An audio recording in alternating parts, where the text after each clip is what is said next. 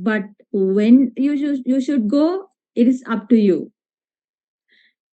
The time is assigned for next Thursday, coming Thursday, 27th. But you don't, if you want, you can go during that time, okay, lab time. You are not coming to the lab on Thursday. So that time is assigned for going to the museum. But you don't have to go to the museum during that time.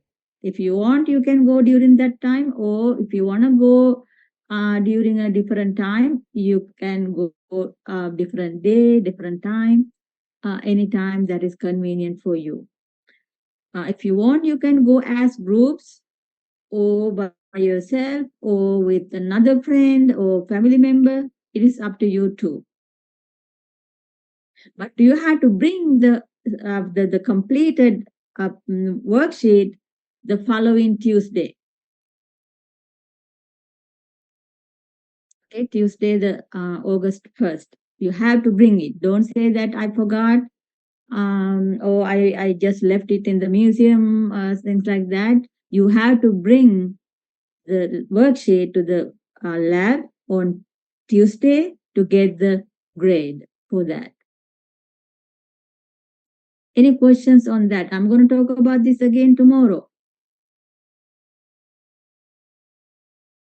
So it's kind of like it's you can use that time or the lab time if you are going to be busy with something or you cannot come to the lab that day. So that will be a good opportunity for you to take that time and go to the museum in a different day.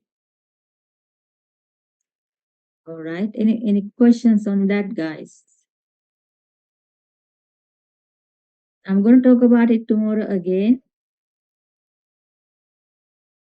All right. So that is that. And the other thing is the homework number 2. So remember there are 3 homeworks, right? So homework number 2 is going to be posted tonight. Okay. So it should due Friday. Okay. I'm going to give you guys until Friday. Okay. Tomorrow is Tuesday. You have more than enough time. Again, submit through Canvas, and it's your own work. It's not a group work. Don't discuss, don't copy. So that's the homework number 2. The next 2 quizzes will be next week. Okay, Tuesday and Thursday in person in the lab. It's just 10 multiple choice questions, very easy, very simple. It's much simpler than the online ones that you took. So those going to be on next Tuesday and Thursday next week. So I will make announcements and send out emails and talk about these again and again. But just now, if you want to write it down in your calendar or something, now you can do that. Any questions now?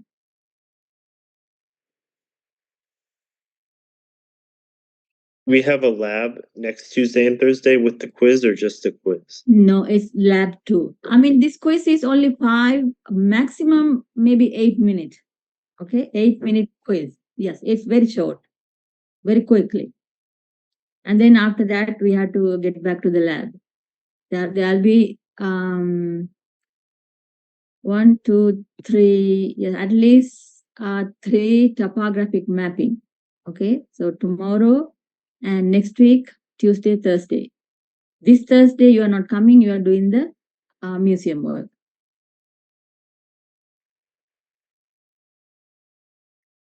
All right, so today also is going to be a little bit of a work to be done.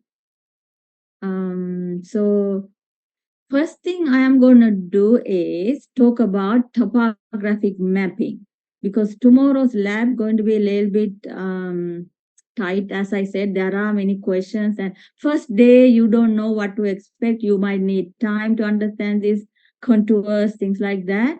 So I'm going to kind of like give you guys a heads up. Okay, so I'm going to talk about a little bit topographic mapping right now at the beginning today. And then after that, I will move on to the lecture. Okay. So what do we know about topographic mapping? Do you know what topographic maps are?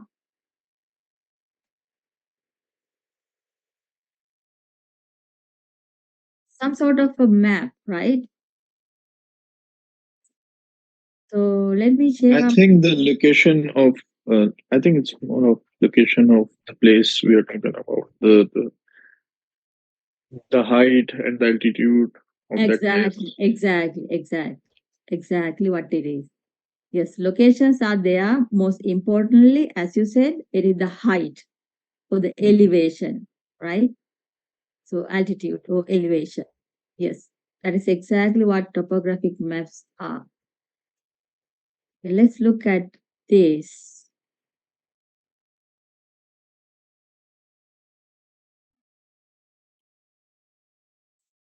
So, in topographic maps, you see some lines. It's like when you go to Google Map. Okay, when you go to Google Map, if you click on terrain, so there are these aerial view, street view, map. There's an icon. When you click it, so there is a button or another icon that you can click on. It says terrain. So that is what is showing in Google Maps. If you click on that terrain, you see. It takes time to kind of like download or not download, load it, because those are so many lines. So Google Maps, if you go, it takes time. But that is what you're seeing in that topographic mapping. So there are these lines. Okay, there are these lines. They are called contour lines. Contour lines. Okay. So topographic maps show you the landscape in two dimensions. Like when you look at a hill, right? When you look at it, it is three-dimensional, right? In real world, it is three-dimensional. But three-dimensional objects you can see in topographic maps in two dimensions. There are no height in topographic maps. In the maps, right? There's a paper. It does not have a height, but height is shown somehow. Height is shown using contour lines. Okay, using contour lines. So in that case, the topographic maps are three-dimensional. All right, so it is showing also the height, width and length, and also the height using these contour lines. So what are contour lines? Can anyone tell me what contour lines are? What those lines represent?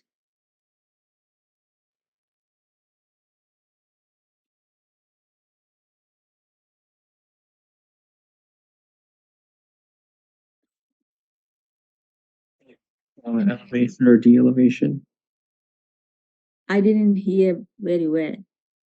What is it? Elevation or de-elevation of the ground. Exactly, elevations. Okay, it is showing you the elevation, how high the point or the location is from compared to what? Compared to sea level. Mean sea level, exactly, sea level. Okay, the contour lines are shown the elevation, how high the location is compared to the sea level. It's called mean sea level.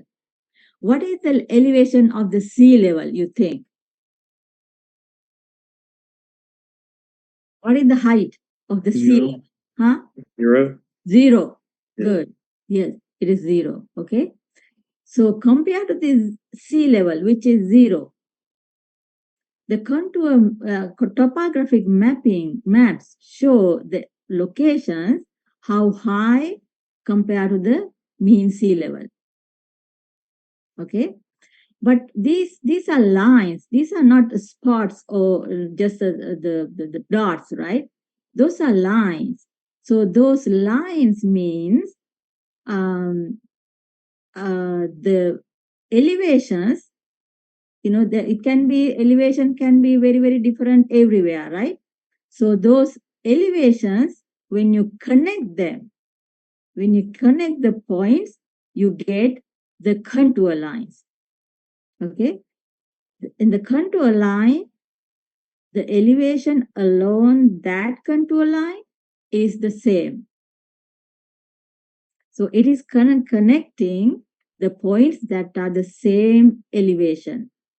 Okay, if you take one contour line, these are contour lines, right? If you take one contour line, it is showing the same elevation throughout that line. So if it is a different line, that means the elevation is little higher or lower. Okay, so one contour line means the elevation is the same everywhere in that line. Okay, so in here, in this picture, this is a hill, right? So this is a hill. So this is 3D, right? You can see that there's a height. There's a height and width and length. So this is 3D. But these lines, this is just showing drawn on the hill. These contour lines are drawn on the hill to kind of like match with the topographic map. Okay. So these lines are showing how high the locations are compared to the mean sea level. Okay. So in contour lines or topographic maps, there are some lines called index contour lines. So see this word, index contour lines. So every 5 contour line, you can see that there are these thinner lines and thicker lines, right? There are thinner lines and thicker lines.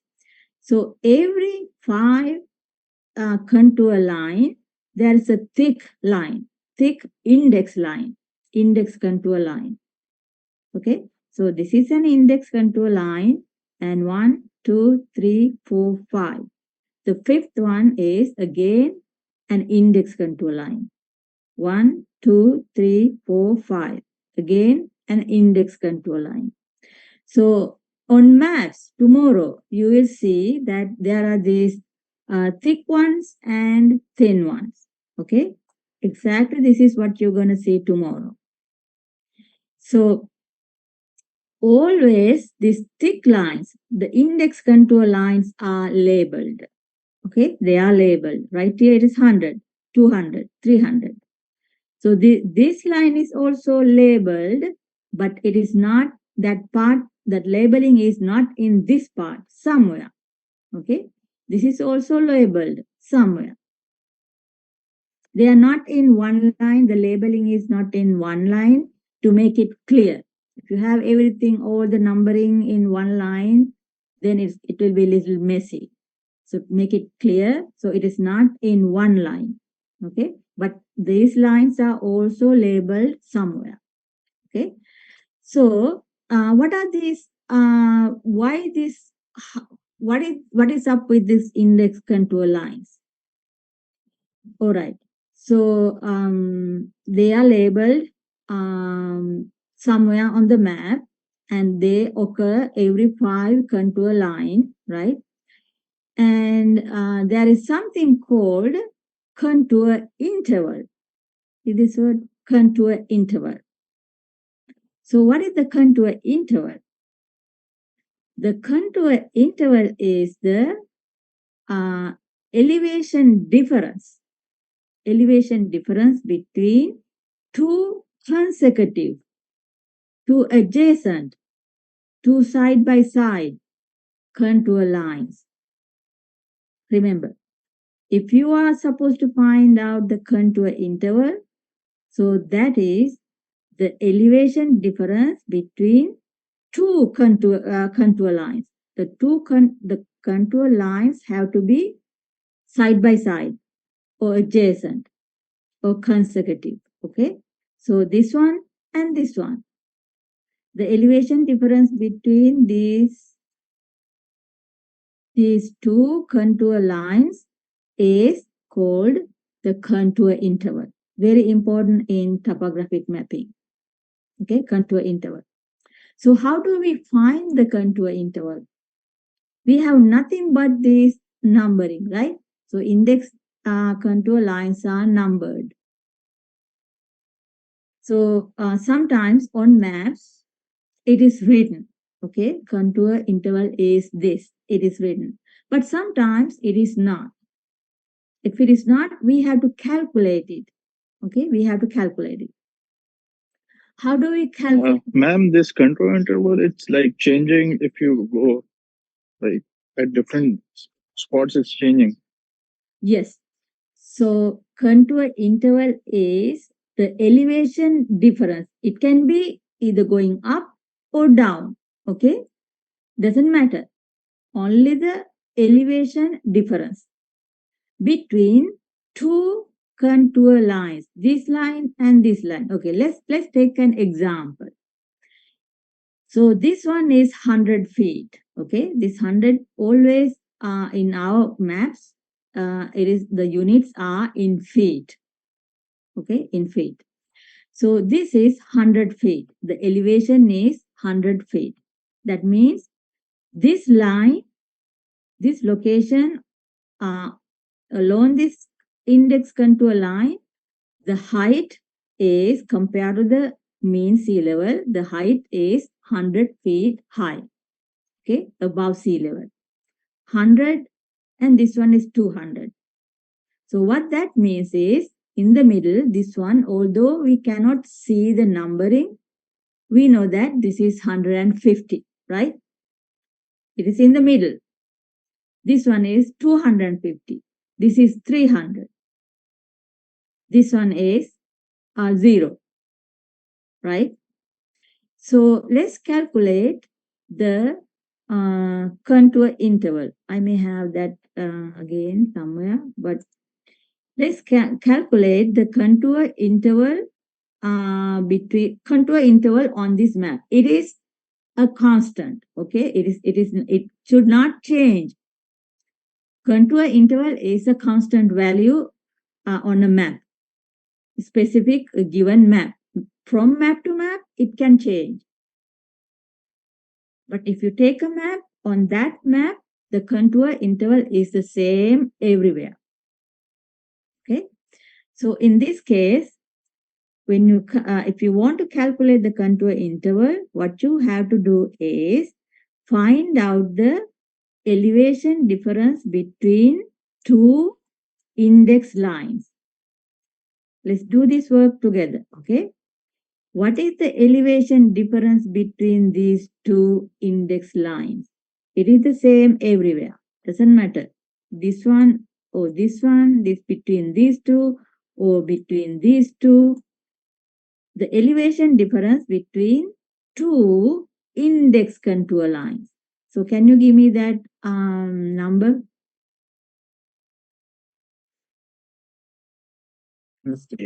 50, right? It is 50. Good job. So now let's calculate the contour interval. Okay, so contour interval is the elevation difference between these two contour lines or these two contour lines. Doesn't matter, everywhere, even these two, okay?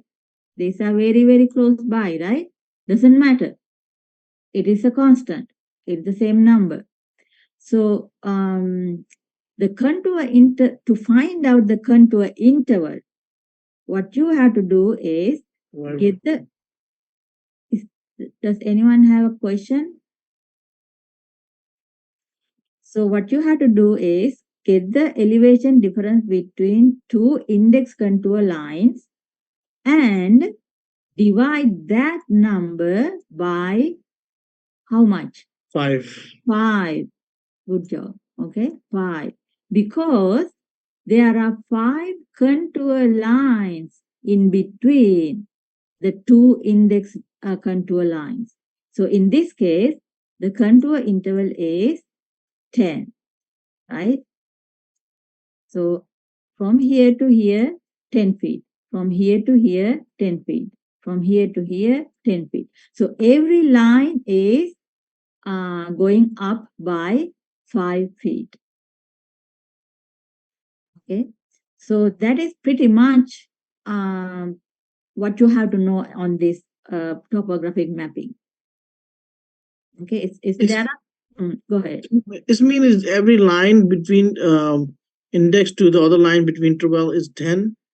So it's 5. It's 10. 10, right? Okay. Yes. So, where is I think. So this one we said 0, right?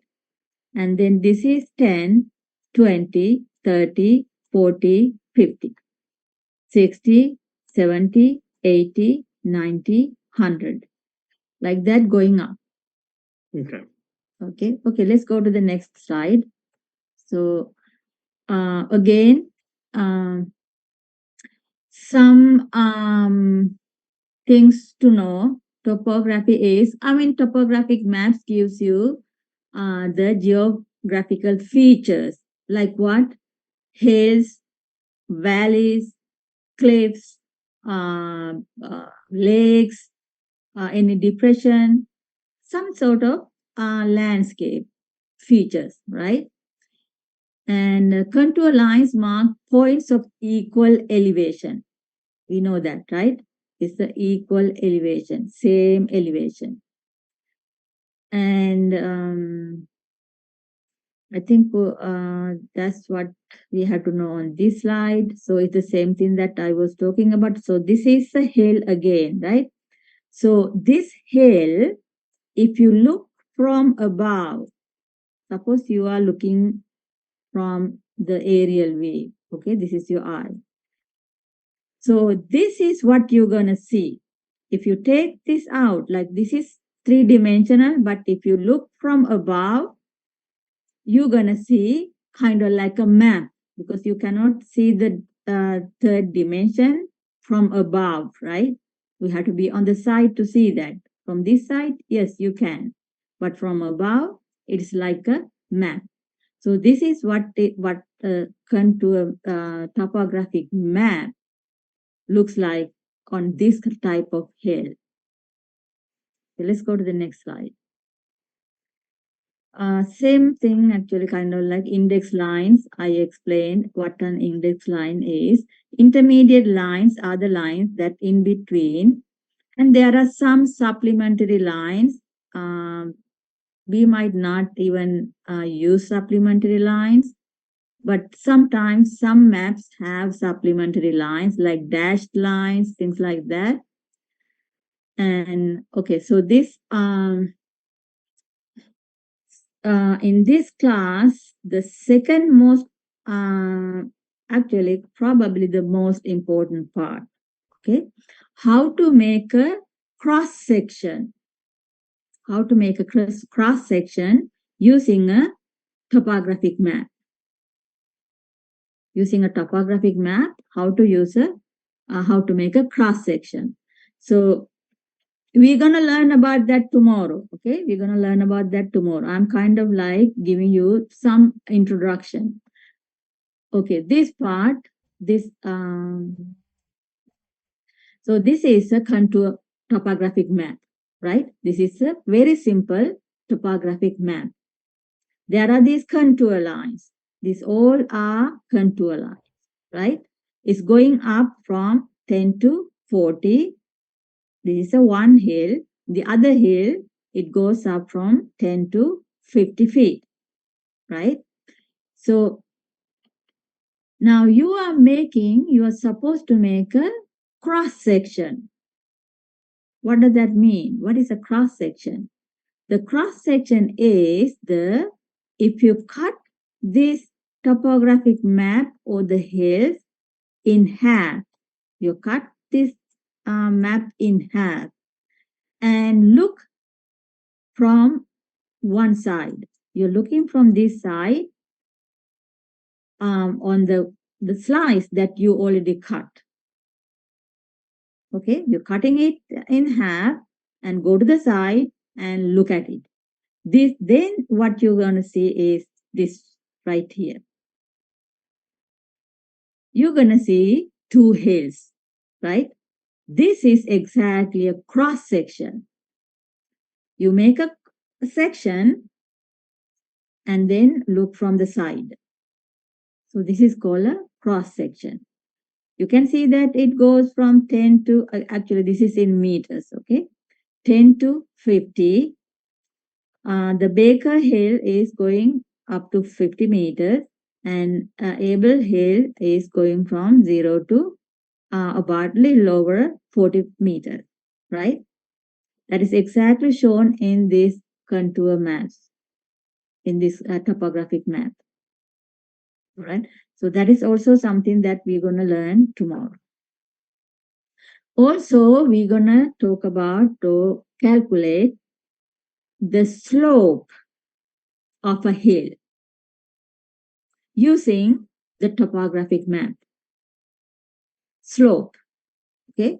We all know that slope is the how high the hill rises up, right? Compared to the distance. In this picture, you can see that this hill is a little bit steep. It's a very steep slope, right? But how do you calculate the slope? This is the formula. Okay, this is the formula. You kind of like to memorize this formula. Very easy, very, very simple. The slope is given from dividing the rise, how high you go up, by the distance, how far you walked on the horizontal distance. Rise over run. Rise is how much you go up. Run is how much you walk on the horizontal distance. Okay. So rise is this. This is the rise. And this is the run. Rise over run. So that is the formula for slope. Okay. So when we do this, this is going to be very easy. So this is again, we're going to be doing these cross sections, as I mentioned before. And we're going to also learn about or calculate the vertical exaggeration. So if the hill is not very tall, very, if there's a hill, not that tall, very, very gentle, okay, compared to the length, the height is not that much, maybe 50 feet or 10 feet. Then if you make a cross section, you might not see it very well, right? Because the height is very, very small. It will be only one line if you make the cross section. To make it little exaggerated, to make the hill little standing out like this, we change the vertical scale. We blow the vertical scale, make it exaggerated compared to the horizontal scale. So that is called vertical exaggeration of a cross section. The vertical scale, the Y scale, is now exaggerated, blown up compared to the horizontal scale. In this picture, the horizontal scale is 1 to 100 feet. You see this part, right? What this means is 1 inch represents 100 feet. So there are 2 inches, about 2.5 maybe, or maybe 2 inches, this x-axis, right? So that means this is 200 feet. The length is, the horizontal length is 200 feet. Okay. So what about the vertical scale? right here, right? It is showing 1 inch represents 50 feet. Okay, so 1 inch represents 50 feet. So that means it is kind of like blown up, right? Zoom in. It is zoomed in, right? Compared to the horizontal scale. Horizontal scale, it is 1 inch represents only 100 feet. But vertical scale, 1 inch represents 50 feet. If it is 100 feet, it will show you 2 inches instead of 1 inch, right? So that is called vertical exaggeration. How do you calculate? You divide the horizontal scale by the vertical scale. 100 divided 50 equals 2. So I know this is something new, totally different from what we learned so far, but we will be doing this many times, okay?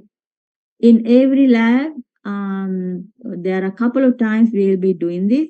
So this is going to be very clear when we start doing it, okay? So if you don't understand right now, don't worry. We're going to be talking about this.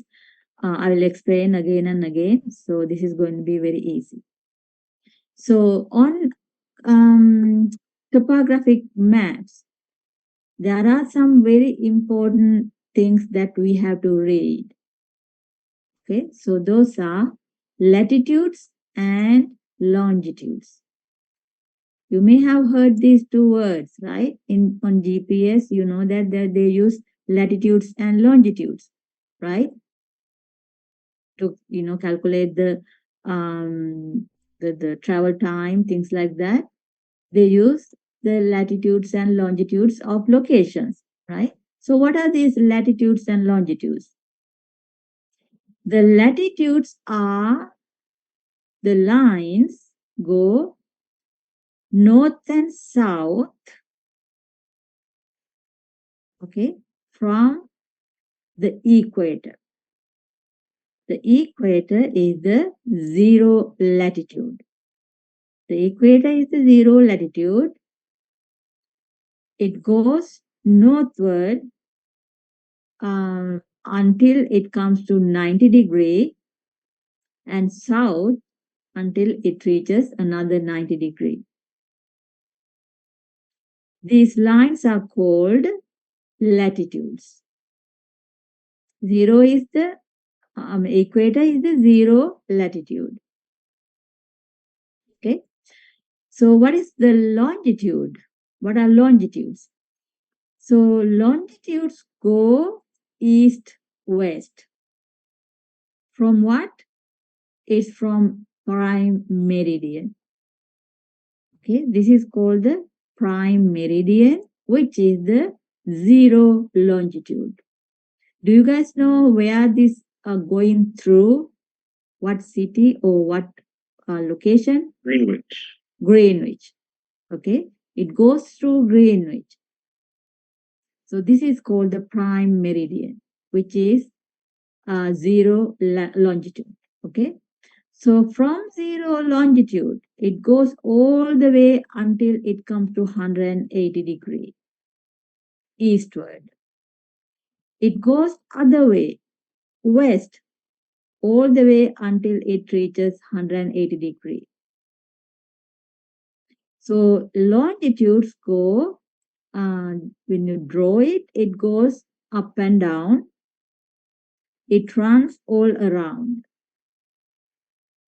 Latitudes, when you draw it, it goes east-west. It goes all the way north and south. All right. So this is another picture showing in 3-dimensionally how these latitudes and longitudes run. All right. So this is the equator. In the middle is the equator.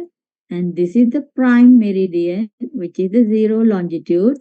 And this is equator is the 0 latitude. And it goes from these degrees. Okay, those are degrees. The unit is degree. All right. So these are longitudes, and these lines are what are the going horizontal are latitudes. All right. So when we talk about these latitudes and longitudes on maps, it will be very clear. All right. So this is showing this kind of like this box has the relationship between degrees, minutes, and seconds. So degree is a big area. Okay, so these are measured from degrees, right? When you take a degree, it contains a big area on Earth, right? So there are only 180 degrees go one side and another 180 degrees from west. So it means a very large area. So we need a smaller unit, smaller scale. So we take a degree and divided by 60, and we come up with something called a minute. There are 60 minutes in 1 degree. It's just like the time. Okay. And there are 60 seconds in a minute. All right. Get it? So 1 degree is 60 minutes. 1 minute is 60 seconds. So what that means is 1 degree is 3,600 seconds. Okay, so this is the relationship. Minutes are shown in like in feet sign, like 1 dash here, and seconds are shown as inches for this double dash. All right. Okay, so that is about the topographic maps or contour lines. So do you have any questions on this part? I am going to show you guys a map for now. So those are the maps you will be working on tomorrow. I just want to show you guys one topographic map. Do you guys have any questions on these slides that I showed you? So how does it relate to the one that you showed us previous? This one and this one? No, the one that you mentioned earlier with the lines, with the Contour lines? yes. Yeah, I will show you. Okay, I'm going to show that in the next map. So is that the only question on these slides? If then you can ask questions even later. Okay, so let me show you how they are related.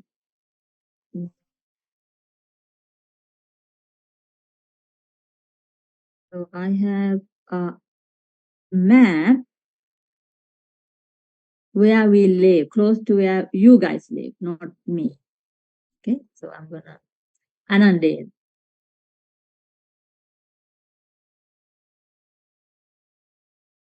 All right, so this is very, very similar to the maps that we will be working on next 3 weeks, next 3 labs. Okay, this is called topographic maps.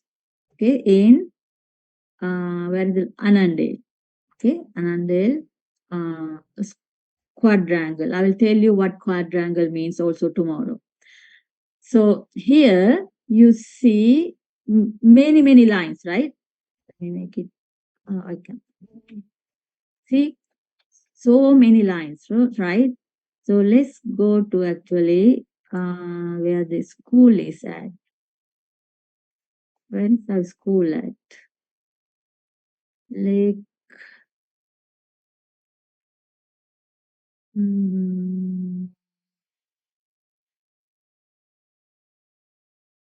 Alexandria. This is Annandale. So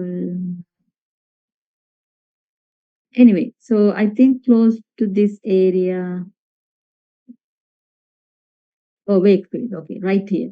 Okay, so this is where our school is. This is the lake that we have in the front.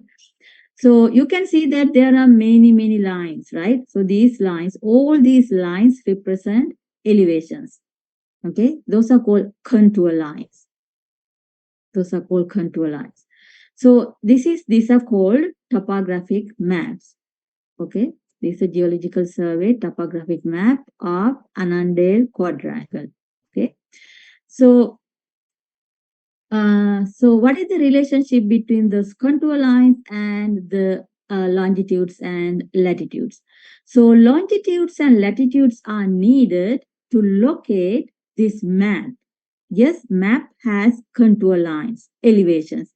But how do we know where this map is on Earth, on the globe, right? On the globe. So this map has to fit somewhere, right? So the globe that I showed you with latitudes and longitudes. So this map has to go somewhere and fit on that map, on that latitudes and longitudes. So those are written right here. See these words, these numbers, right? So these numbers I cannot. So these two numbers on this corner, every corner has those two numbers. These numbers represent the latitudes and the longitudes. Tomorrow you're going to see these maps. They have these latitudes and longitudes. How do we know which one is which? Remember, latitudes go up and down, right? North and south. So if you have one latitude above the equator, in the north side of the equator, away from the equator on the north, that means all along that line, throughout that line, the latitude should be the same, right? So latitudes go up and down. So if you take one latitude, it has to be the same value, right? Because it did not change in the same line. It didn't go up and down. It's the same line. So whenever you see any of these numbers the same in both corners, that means that is latitude. So in here, this 77.1250, this number is same as this number, right? Is that the one or the other one? Okay, no, this number. Okay, this is the latitude, 38.8750. That is same as this one. So that means this is the latitude. What about the longitudes? Longitudes should change, right? Longitude from here, zoom out. So longitude should change from this corner to the other corner. From this corner to the other corner, longitude should change because it goes from east to west, right? From here to here, it should change. So these numbers, 77 point something, changes from this one. But if you take one longitude, this number should be the same as the bottom number because this is one longitude, only one line. I know it is a little confusing, but tomorrow I'm going to talk about this and I'm going to help you out how to do these things like that. It will be very clear. So let's confused on it right now. I'm just trying to figure it out what's exactly. Yes. So if you're confused, that is good. That means you are kind of like getting into this. Okay. But tomorrow, when we do the lab, you will see how easy this is. Okay. This is not like rocks or minerals. Once you learn it, once you get it, it is very easy. Okay. So this is going to be the kind of like the fundamental. So we'll be using this over and over. We'll be working on many maps. We have big maps, okay, big maps. So don't worry if you are confused right now. Okay, on the bottom of the map, every map, there is this writing. There are some important stuff on the bottom of the map. One of the most important information is the scale. Okay, the scale. So what that means is how big this map is, how much big of an area it represents. Okay, so here the scale on this one is 1 to 24,000. 1 to 24,000. You see that 1 to 24,000, right? What that means is 1 inch of this map.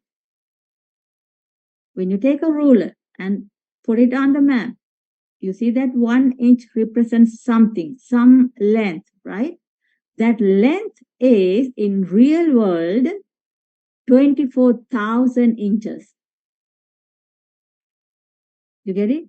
So if you take one other ruler and put it on the map and look at that area, so that length is in real world 24,000 inches. Doesn't matter what the unit is. It can be inches, meters, kilometers, millimeters. It is this number in this scale is the same. If it is 1 millimeter, if you put a ruler and find out 1 millimeter. So in real world, it is 24,000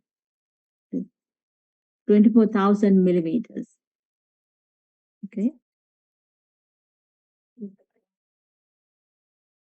If something happened, I think I made it a little too zoomed in. All right. So this is going to be something that you'll be looking at in every lab from now on. I think it is frozen. Okay.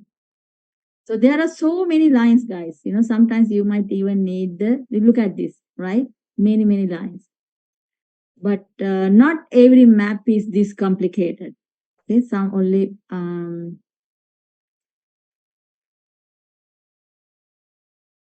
right, not every map is this complicated.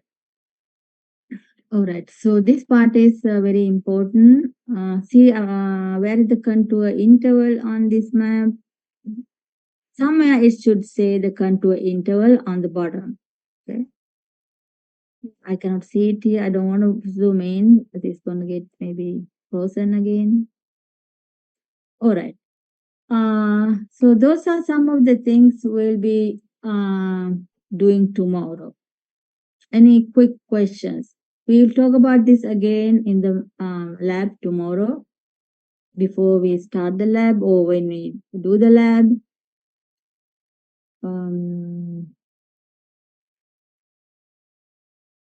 If you have any specific questions, I can answer. If not, we can start the lecture, the next topic.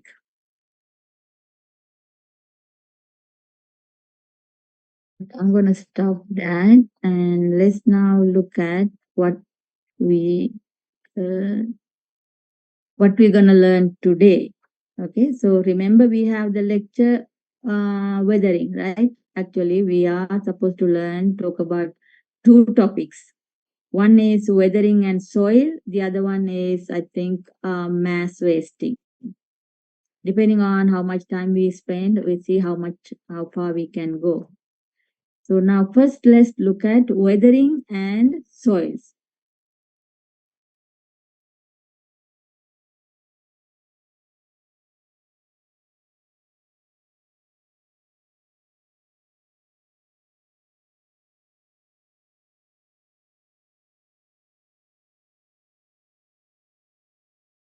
All right. So from now on, the stuff that we learn is not that complicated, guys. Okay. So it's a little bit relatable. There won't be any very complicated names, terms that you had to remember. Like rocks and minerals, there are some names, weird names that you had to remember, right? Those names of the rocks and some minerals, things like that. But none of those will be here from now on. Okay, so weathering. Let's look at what weathering is. We know that we little bit talk about weathering when we learn about sedimentary rocks, right? the rocks have to weather first, right? So how do rocks weather? So that is what we're going to learn here. So weathering can happen in two ways. It can be physical breakdown or chemical breakdown. Physical breakdown means like you kind of like hammer it, like in this picture. If you hammer a rock or mineral, depending on how hard the rock is, you can break it into smaller pieces, right? So that is called physical weathering or mechanical weathering. Disintegration of rocks into smaller pieces. That is called mechanical weathering. But there are natural ways that these mechanical weathering can happen. That is what we're going to learn. What is the chemical weathering? Chemical weathering also, just like the one that we did in the lab, putting acid, that is chemical weathering. Weathering the rock by means of chemical reaction. Okay, so that is exactly chemical weathering. All right, so those are the two types of weathering has to happen on rocks. So let's look at first the mechanical weathering, how the rocks get weather mechanically. So ice, I know it is hard to believe, right? But ice can break down even very hard rocks. Just ice. How? Like this. So it is called frost wedging. Frost wedging. Okay. So what happens is, even though we don't really see, these rocks have micro cracks. If it is a very fresh, very hard rock, it could still have micro cracks, very, very teeny tiny hairline cracks. Or some rocks have large cracks. Isn't that, Professor? Yeah, go ahead. Isn't that how potholes are formed? Not really. No.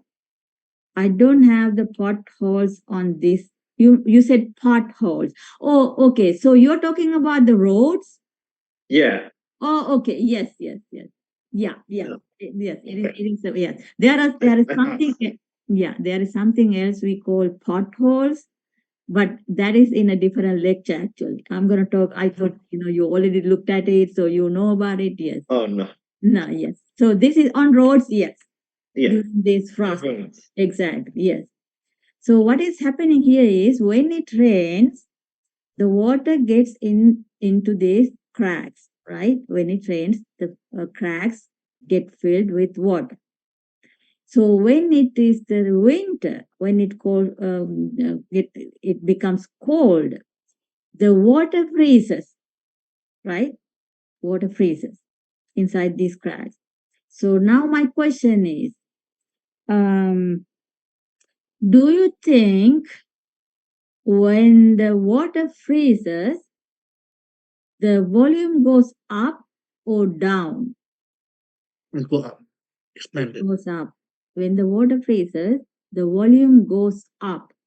The ice expands. Okay, that's why when you put water to make ice cubes, you put water in the freezer, right? You don't want to, if you want to have a nice cube, you don't want to put water all the way to the brim. You don't want to fill the ice tray with water. You have to leave a little gap so it won't kind of like bulge on, right? So when the water freezes, it expands. So that is exactly what is happening here too. This water expands when it freezes. When the water expands, it brings out a lot of force, very high pressure on the walls of the rocks. Okay, it's hard to believe. It's a little bit hard to believe that much force is there inside this ice, and because of that force, that pressure, these cracks propagate. They crack further in. Okay, so that happens in the winter. Again, in the summer, the ice melts and again rain and things like that, the cracks get filled with water. Same thing happens in the following winter. Little at a time, the cracks getting propagated and the top part, the pieces, some parts are getting loosened up. Those pieces fall down, getting dislodged. So that is how the ice break down rocks. It takes time. It does not happen overnight. Sometimes thousands of years for whole rock to break down like that.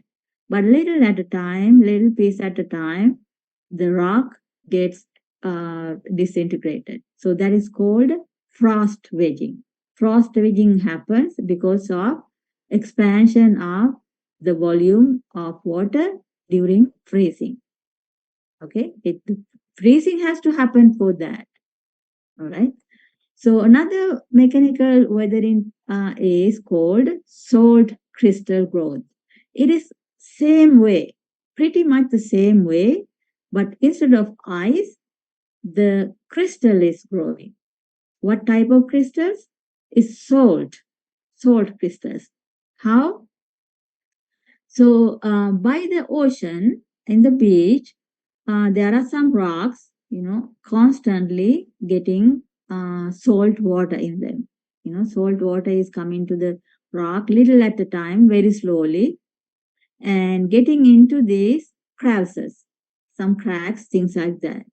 So when the water gets filled with this, the salt water, okay, salt water gets filled in these crevices.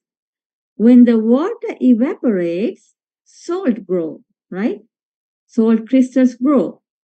When the salt crystals grow, it also does the same thing that ice does. It expands.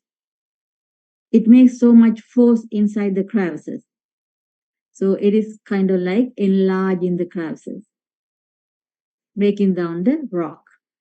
This happens to the rocks by the sea because of the water is a little bit salty. Okay, so that is called salt crystal growth. Or there's another mechanical weathering called sheeting or unloading. So what is happening here is, we know that the intrusive igneous rocks. I know I said we are not going to talk about rocks, but this is just a little bit, okay? I'm not talking about igneous rock, but in this particular topic, what is happening here is an intrusive igneous rock inside the earth, right? Beneath the earth, way deep, right? It never got the chance to come to the surface, right? It's intrusive. So this magma body, when it cools down, when it crystallizes inside, it makes this igneous rock.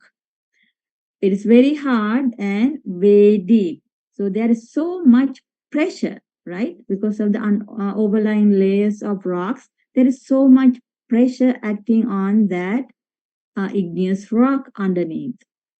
So what happens with time? Takes time, millions of years sometimes. With time, these overlying layers of rocks, whatever was on the above this igneous rock, get weathered. Whatever was here, yes, Mansoor. Is it the erosion also the factor on the top? Exactly. That is because of the erosion. So this rock, overlying rocks are getting weathered and eroded. Okay, it's getting eroded out. Now what has happened here? The intrusion, the igneous rock, which is called Pluton, so that is exposed now. It is on the surface. It used to be way deep inside. Now it is on the surface. When this happens, what is going to happen to this confining pressure? It's all gone. No more pressure, right? Because everything is eroded out. Now this rock has the freedom to swell, kind of like releasing the pressure. It's like you have a sponge, right? You have this sponge squeezed. Okay, so you squeeze in this sponge. Now you take your hand very, very slowly. So what is going to happen to this sponge? It's kind of like getting expanded, right? Not, like that, that is an exaggeration. But just like that, the pressure is gone. The pressure is gone, which was used to be millions of years ago. Now it's all gone. Now the rock has the freedom to kind of like do whatever it wants. It starts peeling. It's kind of like exfoliation. It's called exfoliation. It is like an onion peel. See this picture? These are kind of like onion peels. It's getting released, the pressure is getting released at the same time. Because of that release of pressure, it's exfoliating, getting rid of layers by layers like an onion peel. Okay, so that is called sheeting. So this is a picture of a granite rock. Now it is exposed in the Yosemite Park. Okay, so this used to be way down in the earth. Now it is exposed. It is hard to believe, right? It got exposed, but it's because erosion. It happens, yes, it takes time, millions of years. But when that happens, very, very slowly, it is getting disintegrated. Okay, that is also another type of mechanical weathering. Or sometimes biological activity. You may have seen some roots, trees growing on rocks, right? When the trees grow on rocks, uh, the roots of these trees grow and break the rocks apart and grow the root. It happens.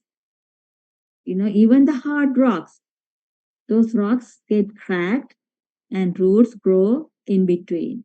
So that is a type of biological activity. Plants, trees are, they are live, right?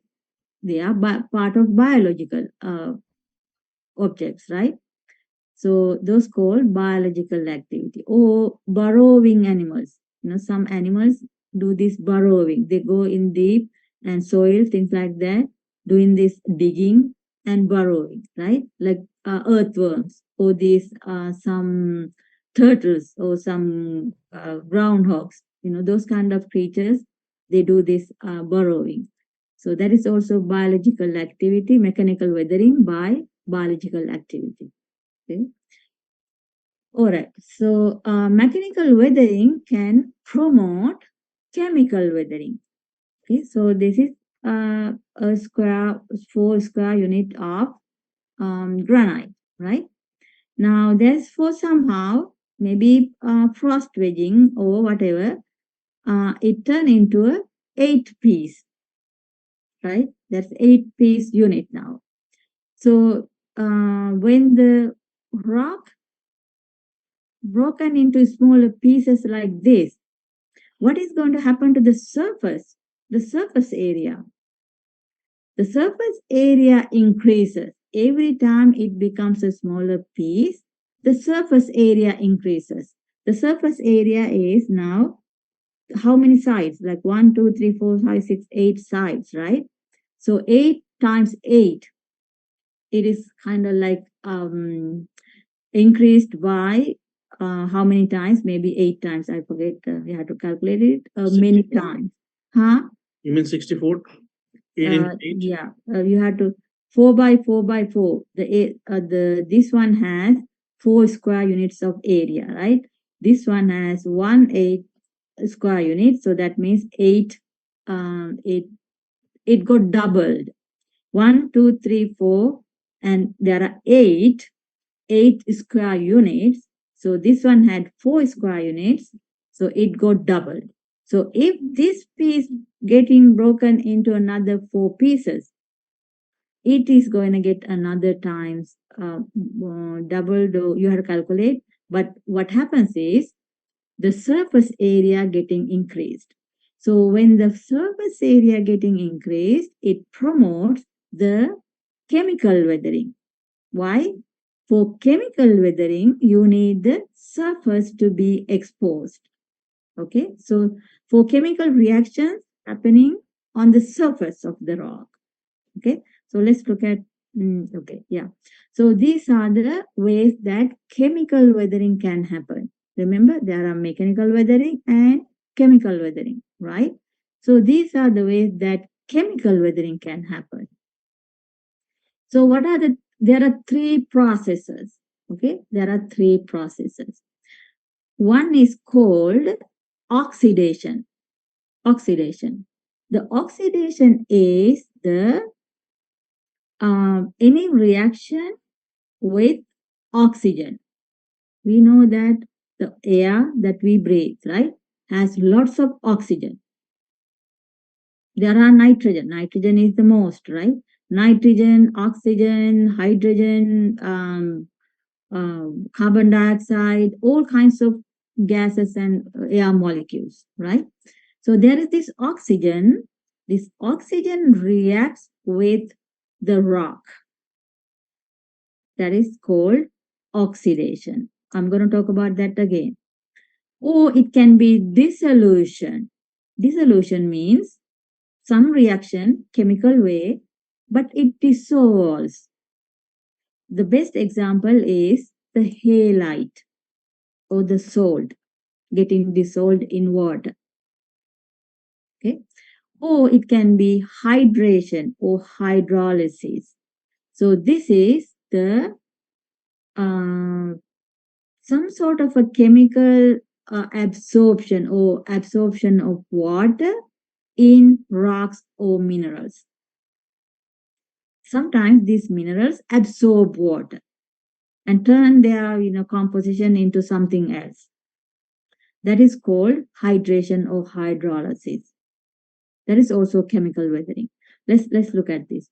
Okay, oxidation. This is exactly what is happening during oxidation. So these are, let's look at these barrels, right?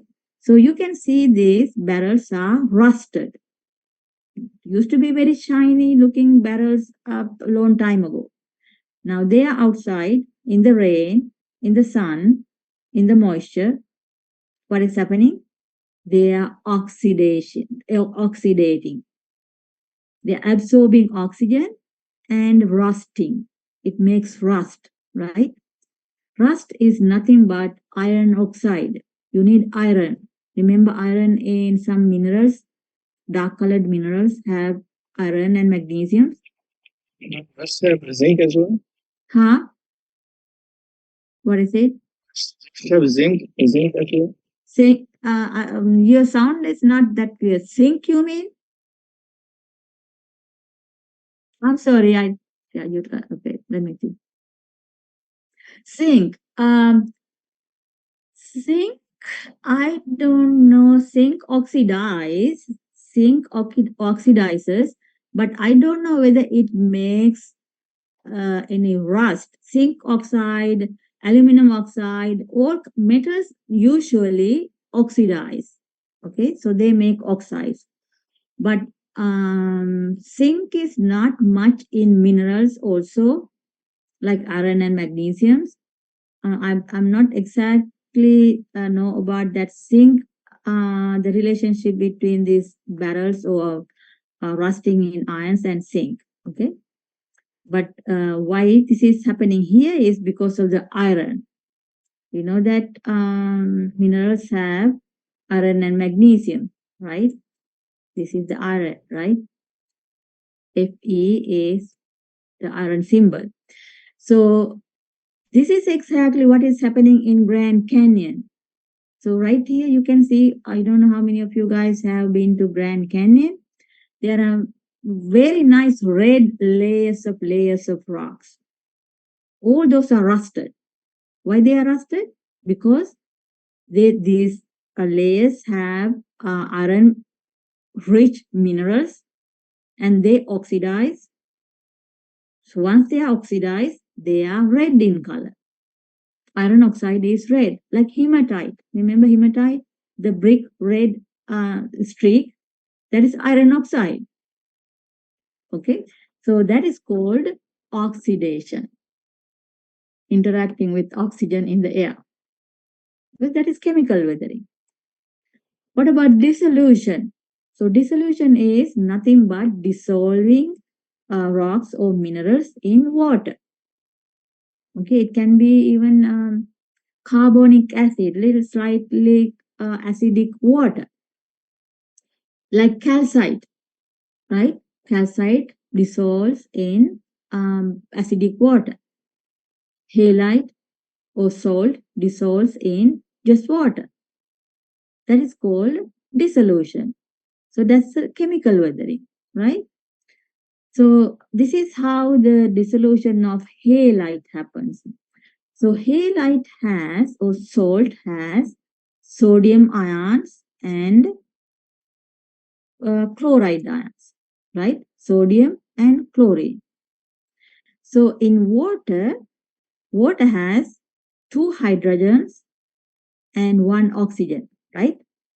The oxygen is a little bit negatively charged, hydrogen is a little bit positively charged. In the salt, the sodium is a little bit positively charged, chlorine is a little bit negatively charged.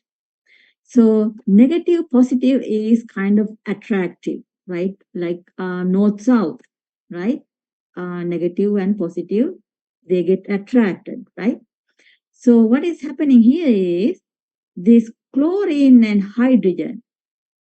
The hydrogen grabs one chlorine atom. Oxygen, which is negatively charged, grabs one sodium atom. Little at a time, they are grabbing these atoms from the salt. When that happens, look at this. This chlorine atom is right here.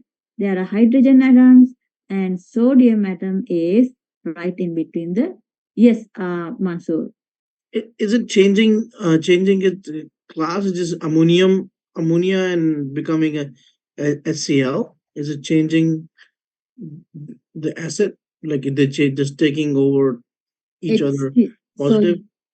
you are Yeah. talking about ammonium and hydrogen chloride. Yeah. HCl is the hydrogen chloride acid, right? Yeah. Hydrochloric So acid and hydrochloric acid and ammonia, when you combine together, you mean? yeah. There's that It process going on? yeah, it probably be the same way because ammonia is positively charged and hydrochloric acid has hydrogen and chlorine ions, right?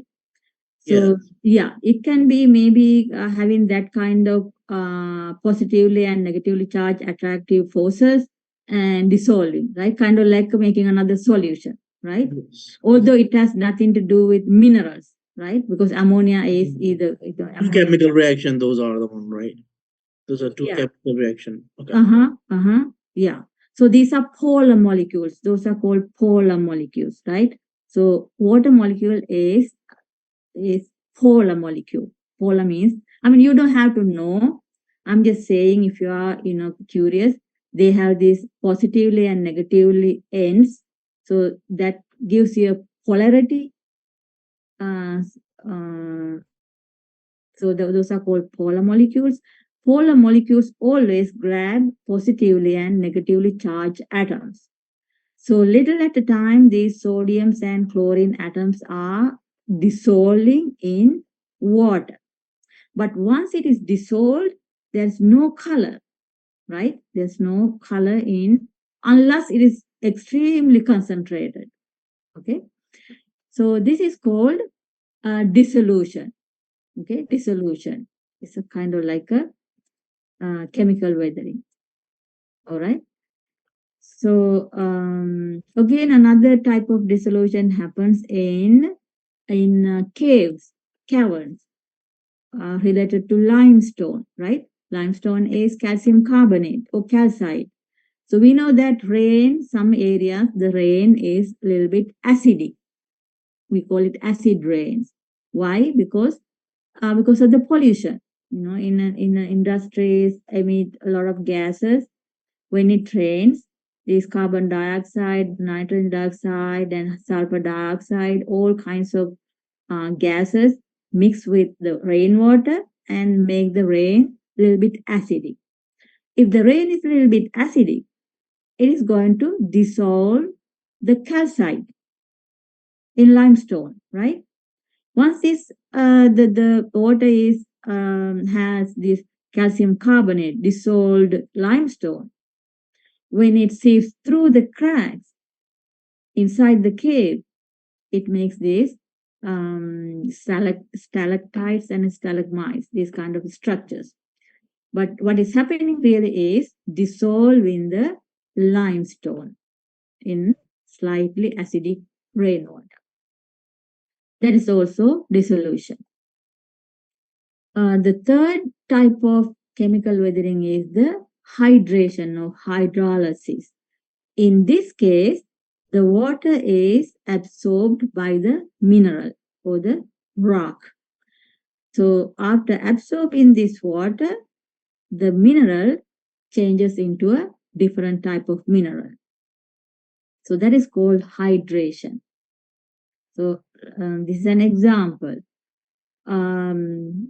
Calcium sulfate, the mineral name is anhydrite. You don't have to memorize this, okay? You don't have to memorize this equation, this chemical reaction. So calcium sulfate absorbs water and then turns into gypsum. Okay, that is hydration. It's grabbing water. That's also another type of chemical weathering. All right. So this chemical weathering makes the rocks smoother or rounded with time. Remember rounding, right? This is the starting point. It gets these corners kind of like smoother, making the smooth edges, and little at a time, it is making the rocks or pieces of rocks rounded. You can see this in nature. Sometimes when you go to streams, some areas, you find very, very nicely rounded rocks, very boulders, very big. But the reason why they are rounded is because of the chemical weathering. So what influences weathering? What influences weathering? So it is the type of mineral, the characteristics of the rock in terms of the minerals. So it turned out the rocks weather or the minerals weather the same sequence as they form. Remember the Bowen's reaction series, right? The magma is making minerals. When it cools down, there's a sequence that people have found in the laboratory, right? Using these molten rocks. So we found that the olivine forms first, right? Olivine has lots of iron and magnesium, right? Very dark or very greenish. And then pyroxene, again dark, lot of iron. And amphibole, dark. Biotite mica, dark. It has lot of iron and magnesium. But potassium feldspar, muscovite mica, quartz do not have much iron in them, right? Because there is not much iron left for them to use in the magma body when it cools. So it turns out that when the minerals weather, the olivine weathers first, and then pyroxene, and then amphibole, and then biotite mica. Like that, the quartz, the last mineral to form, weathers the last. That is the reason why we find a lot of quartz on the beach, not olivine. You don't find much greenish color olivine on the beach. Not very dark pyroxene or amphibole on the beach. Yes, you find some maybe muscoid mica, the shining, glimmering mineral on the beach when the sun shines, right? Some potassium feldspars, a lot of quartz, some feldspars also you can find. Okay, but the bottom line is the minerals weather the same sequence as the Bowen's reaction series. So can you tell me why the olivine weathers faster than quartz? Anyone has any idea?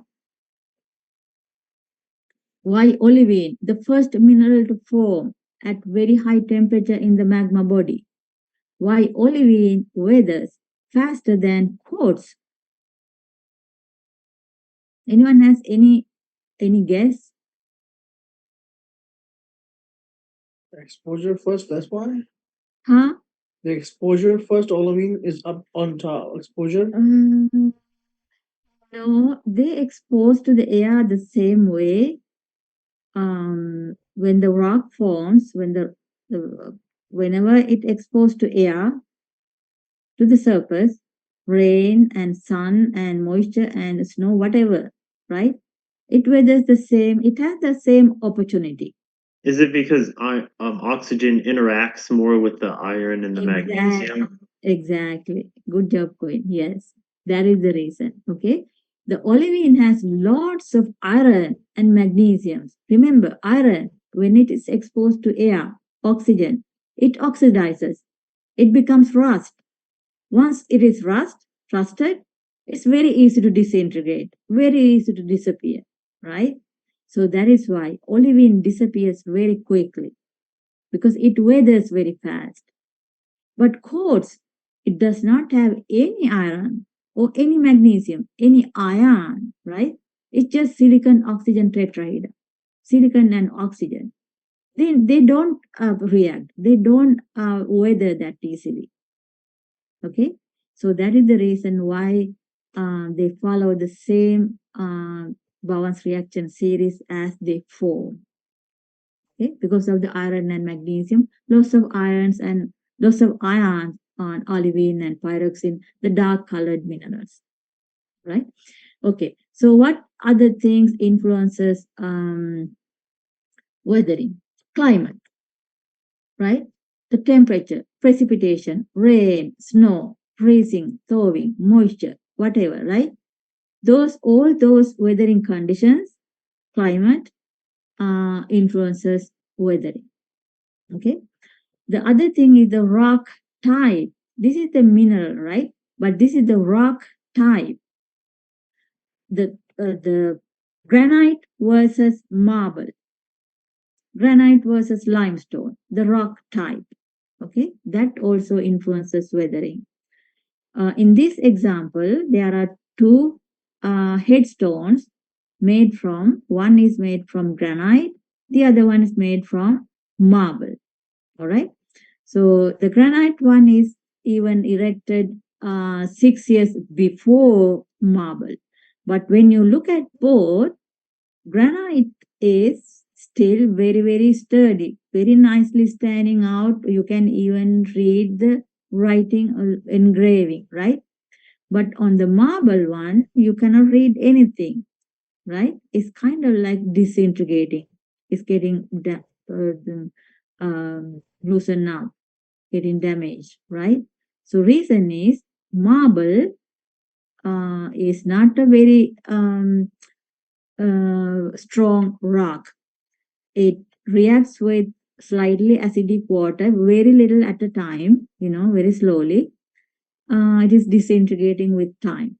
But granite is not like that. It's still very tough and not very resistant. So it is not weathering very fast. Yes, limestone is the same. Okay, limestone is the same, but people don't really use limestone is a sedimentary rock. Because of that, it is not very very strong. to use it as anything like headstones, things like that, they don't use limestone. They use marble. Marble is a igneous rock, right? I'm sorry, a metamorphic rock, right? Remember? Yeah, I'm just trying to figure out the limestone. It is back up because limestone is a parent rock for marble. Yeah. That's why that's the interact with it is Yes. faster. Marble is even worse. Yeah. Okay, marble weathers even much faster than marble. Marble is a little bit better because marble is the baked limestone. Remember contact metamorphism, right? It's a Yes. baked limestone. It's a little Yeah. better than limestone. Yeah. Limestone is the worst. Yeah, because the limestone is a parent rock. That's why Yeah, the yeah, exactly. decoration of this tombstone is worse because of the parent rock.